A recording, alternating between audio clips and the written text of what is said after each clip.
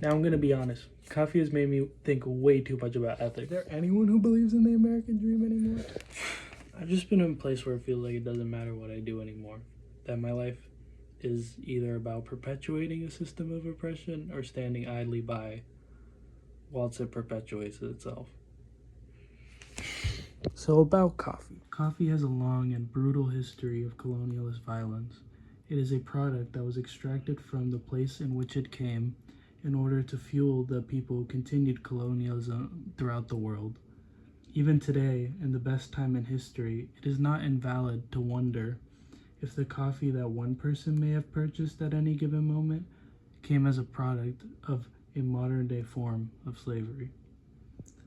Not to mention the production doing harm to the environment, destroying acres of land for an unnecessary crop for survival. Now I'll be honest, I don't buy coffee. It's mostly for like the reasons I said above, but it's also like a general thing of I don't want to be like reliant on caffeine. I'd rather just have my other energy levels. But that doesn't mean I don't compromise on ethical decisions all the time. I buy chocolate. I use technology. I buy plastic. Even the clothes that I am wearing is me compromising on an ethical decision that I make in my life. All of these things have much of the same issues with coffee, and yet I still purchase them. So I understand the dilemma that the coffee drinker might have with wanting coffee, even in the face of the information of how it gets produced. I understand many coffee drinkers not knowing this information beforehand, now realizing it, but now having trouble adjusting their lifestyle for people they never realized existed, but who live in a system where, despite your own individual inaction, there will still be people who are oppressed. I understand how all of this is extremely depressing and makes you lose enjoyment on something that you previously had no qualms about. I can see how it can make you lose enjoyment of many things, knowing you are living your life while others are unfairly born into a life where the rights and privileges that we thought were supposed to be natural are taken away from them day after day. But what if it doesn't have to be this way? In doing this project and in being in this class, I learned that the history of coffee doesn't have to be violent, that it can in fact be a really good source of community building in places like Ethiopia, where a lot of coffee is grown, that it could be more sustainable for the environment, that coffee can be produced in a way that is not only ethical, but can build power in communities of people to enact positive change in the world. I want to make this part quick, just like a general context and understanding for like the belief system I'm doing for this project. So there's a thing called virtue ethics. It's a philosophical belief that's around the idea that we should have virtues for our actions. Now, what those virtues are, completely left up in the air. So here's some of my virtues, so you can have an idea. Community building. This is the idea that all people involved in the process of the coffee, from the consumers to the producers to the people who own the business, should be treated equally and with mutual respect, and that everyone in the process can benefit, not just the few. Fair standards. This includes a livable wage, livable working conditions that prioritize the safety of the people involved, and a sustainable work relationship that can last a while. That gets me into my second main ethical theory, environmental ethics. This theory posits that a land ethic in which the environment is valuable and worth protecting, and it is the responsibility of humans to be stewards of the land that brought us everything, including our coffee.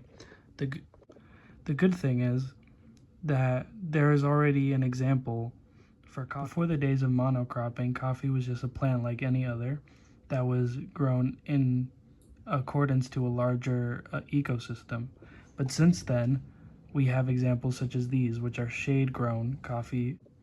And this monocropping not only is terrible for the rest of the environment, but even for the coffee industry, it means that once all of these trees die, the soil will be so extracted that there will be no ability to regrow more trees, which leads to farmers having to go to another plot of land and then further destroy the environment. And it doesn't have to be this way, because we have in the coffee industry such thing as shade-grown coffee farms, which are farms that are grown in accordance with a larger, like, biodiverse system. That gets us to the main point of this presentation, which is my favorite coffee. What is my favorite coffee? As already stated before, I don't drink coffee. However, I learned in class about the concept of bird safe coffee, which grows in shade grown environments and gets the name because these environments tend to be really important for the survival of native bird species. In this realization, I found a way to view coffee that supports two things I love: sustainability and birds. And just as a side note, I really love birds. This is specifically for Dr. Martinez, who asked about it. My favorite bird is the roseate spoonbill. Um, I have this guy. So I looked in search of finding any bird safe coffee, and lo and behold, I found something. Birds and Beans Coffee. Creative, I know. Now, Birds and Beans Coffee has an interesting history that immediately took some digging because when I was looking for it, I found another company with the same name, except one of them has the symbol and the other one is spelled out that way. And it turns out they're two different companies. So one of them is a Canadian company, based company called Birds and Beans, and I thought it was them. However, the name was licensed from that company by the actual Birds and Beans that I'm looking for, which was founded in 2009 by a man named Bill Wilson. And what are the things that make this specific company so great, you might ask?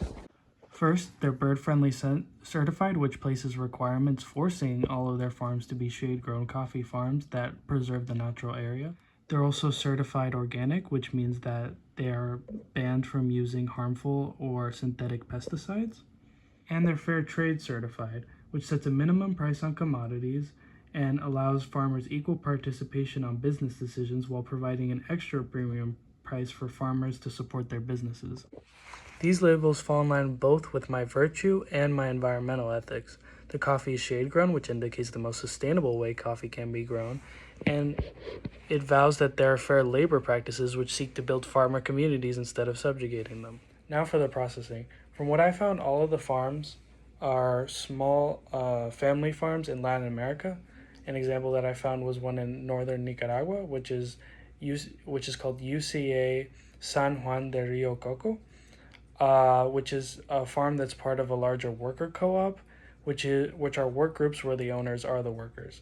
The coffee roasters are a contracted Maine company called Wicked Joe, which in exchange for equity for roasting the beans, they get like 5% in profits.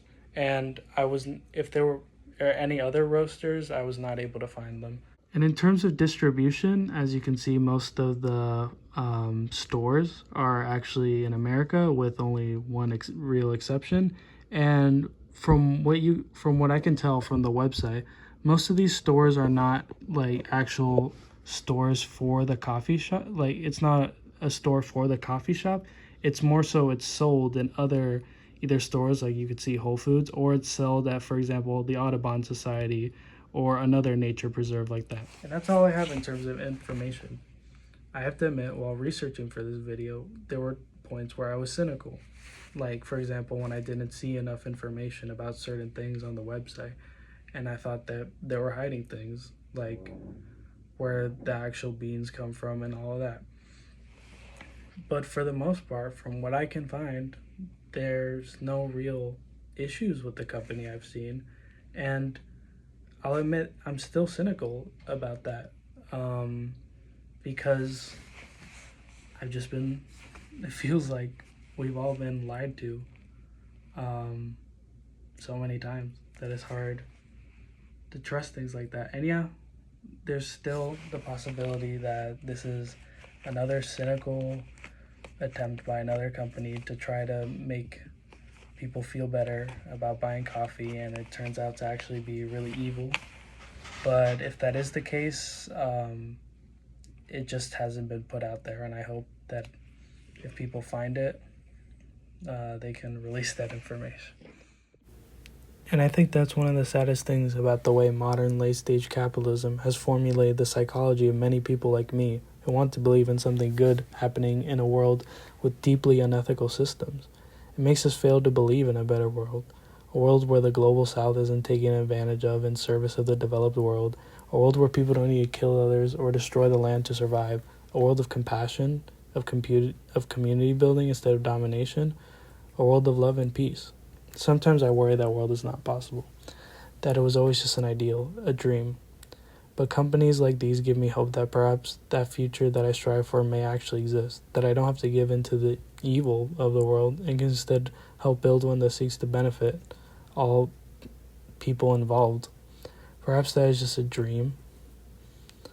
Or perhaps, with enough will and determination, it is a reality, one that can be achieved in small pockets and can continuously grow into a larger reality that we can all live in.